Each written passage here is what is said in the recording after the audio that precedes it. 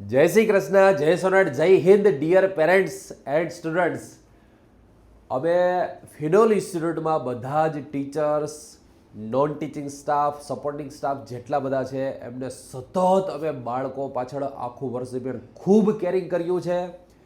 ટીચર્સોએ અમે સતત 12 કલાક ક્લાસમાં હાઈલી એક્ટિવ મોડમાં ઊભા રહીને ખૂબ ભણાવ્યું છે ફિનોલના સ્ટુડન્ટ્સને. સૌથી મોટી વાત કે આટલું ભણાવ્યા પછી જે બાળકોએ પોતે મહેનત કરવી જોઈએ એ તમે પેરેન્ટ્સ ખાસ જોઈ શકો છો. બાળકોએ ખરેખર દિલથી એટલી મહેનત કરેલી છે. સવારે 7:15થી લઈને રાતના 1:30 વાગ્યા સુધી મેં ખેતી પણ કરેલી છે અને એજ્યુકેશન સાથે સંકળાયેલો છું. રિયલમાં ખેતીમાં પણ વેકેશન આવે, ખેતીમાં પણ બ્રેક આવે છે અને અહીંયા બાળકોએ બહુ ઓછા બ્રેક લઈને તમે જોઈ શકો છો અત્યારે એટલું બધું રીડિંગ કરે છે. અમારું સતત મોનિટરિંગ હોય છે. હું સતત કેમેરા ઉપર હોઉં, ક્લાસમાં લાઈવ હોઉં, સતત એ બાળકોની મોનિટરિંગ કરીએ છીએ અને દિલથી બાળકોએ ખૂબ મહેનત કરી છે. હા, 10-12 બાળકો એવા હોવાના છે કે અમારું ગમે એટલું અમે કેર કરીએ, ગમે એટલું મોનિટરિંગ કરીએ, ગમે એટલું એમને સમજાવીએ પણ સમજવાના જ નથી, વાંચવું જ નથી અને બાકાચીકી જ બોલાવી છે. પણ બાકીના 90% to 95% બાળકો ખરેખર એટલા સાત્વિક રીતે મહેનત કરેલી છે કે ધન્ય છે તમને પેરેન્ટ્સ કે તમારી ઘરે આવા સંતાનો જન્મ છે. અને સતત કોઈ પણ બાળકને ગમે ત્યારે તમે જોઈ શકો છો એટ નાઇટ પણ કાંઈ પણ સમજવું હોય અમે સમજાવીએ છીએ. કોઈ પણ જાતનું અમારે મોટિવેટ કરવો હોય, બાળકો ક્યારે ડિમોટિવેટ થયા હોય તો અમને રાતના કોઈ પણ ટાઈમે મળી શકે છે. અમે ગમે ત્યારે રીડિંગમાં જાય ત્યારે કોઈ પણ પ્રકારનું ડાઉટ્સ થાય તો તમે જો instant doubt solution at the same time books લઈને આવે, અમે એને એક પણ ટાઈમ આપ્યા વગર તરત ડાઉટ કરાવીએ છીએ. કોઈ પણ બાળક એક્ઝામમાં ફિયર હોય તો એને ફિયરલેસ કરવા માટે સતત એમનું પર્સનલ મોનિટરિંગ કરીએ છીએ. ક્લાસમાં હોય કે બારે હોય બાળકોને સતત મોટિવેટ રાખીએ છીએ.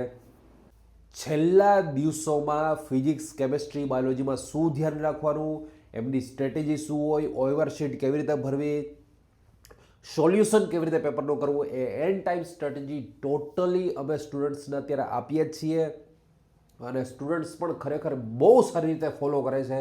અહીંયાથી અમે જે ઇન્સ્ટ્રક્શન આપીએ હોય 100% એ ઇન્સ્ટ્રક્શનથી ફોલો કરે છે. એટલે જ ફિનોલ ઇન્સ્ટિટ્યૂટ બહુ સારું રિઝલ્ટ આવે છે.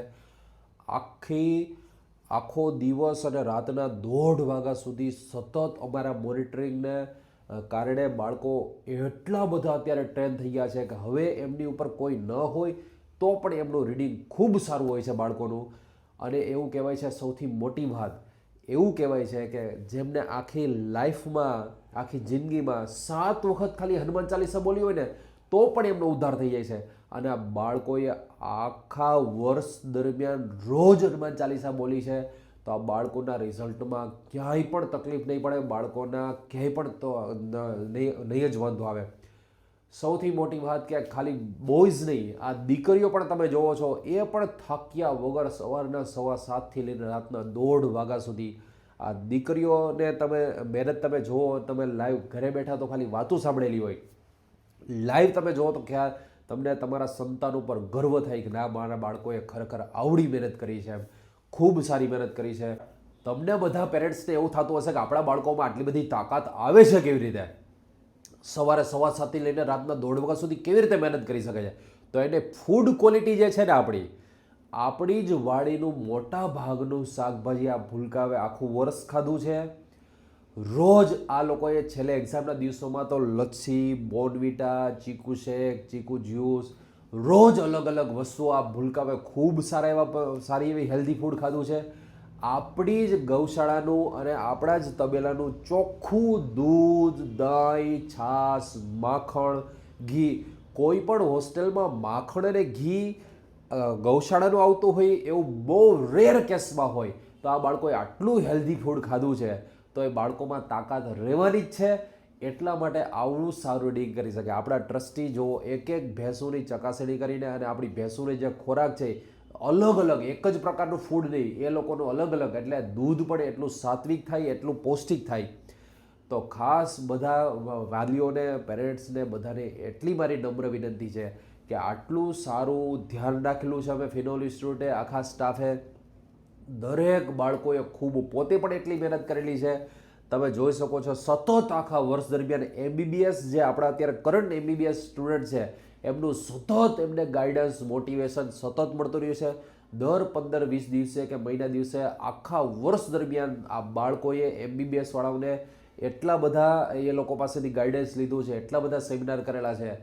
તો દરેક પેરેન્ટ્સને હવે છેલ્લે એટલી જ નમ્ર વિનંતી છે કે આવડું આખું વર્ષ આ બાળકોએ મહેનત કરી હોય, અમે એટલી મહેનત કરાવેલી હોય, તો લાસ્ટ ડેના એમને કોઈ પણ જગ્યાએ તમારે લઈ નથી જવાના. કોઈ પણ આગલા દિવસે એમના તમારા જે રિલેટિવ્સ છે એમની ઘરે નથી લઈ જવાના. રવિવારના દિવસે 4th મેના તમારે સવારે 8 વાગ્યા પછી એમને ક્યાંય સેન્ટર ઉપર લઈ જવા હોય, તમારે એમની સાથે રહેવું હોય તો છૂટ છે, પણ આગલા દિવસે તો નહીં એટલે નહીં જ. મારી તમને નમ્ર વિનંતી છે, કારણ કે આખા વર્ષની આ તમે જોઈ મહેનત, એ છેલ્લા દિવસોમાં જો રિવિઝન ન થાય તો આપણે જે જોઈએ છે એવું આઉટપુટ ના મળી શકે. સો પેરેન્ટ્સ, જય શ્રી કૃષ્ણ, જય સોનાટ, જય Hind, most welcome in the phenol institute. અને તમારા બાળકોની તમે જરાય ચિંતા ના કરતા, અહીંયા અમે ખુદ પેરેન્ટ્સ તરીકે બાળકોની કેર કરીએ છીએ. હા, થોડાક બાળકોથી અમે અને તમે ખુદ નારાજ હશો, કારણ કે અમુક બાળકોને કોઈ પણ જાતનું અમે જે કેરિંગ કરેલું છે એની કોઈ અસર નથી થયેલી, પણ 90થી 95% બાળકોએ ખૂબ મહેનત કરી છે. અને આપણા ફિનોલ ઇન્સ્ટિટ્યૂટનું ખરેખર આ જે એક્ઝામ છે એ માત્ર વિદ્યાર્થીને નથી, પણ વિદ્યાર્થી, વાલી અને ટીચર્સ, આ ત્રણની આપણી એક્ઝામ છે.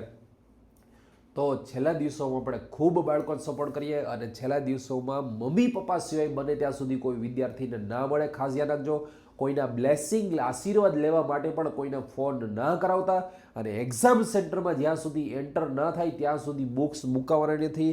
સતત રીડિંગ કરવાનું છે, સતત રીડિંગ કરવાનું છે. So thank you so much dear parents. આપણે આ જે મેનેજમેન્ટ છે એમાં સાથ સહકાર આપીએ, બાળકોના રિઝલ્ટમાં સાથ સહકાર આપીએ, એવી તમને હું નમ્ર વિનંતી કરું છું. જય શ્રી કૃષ્ણ.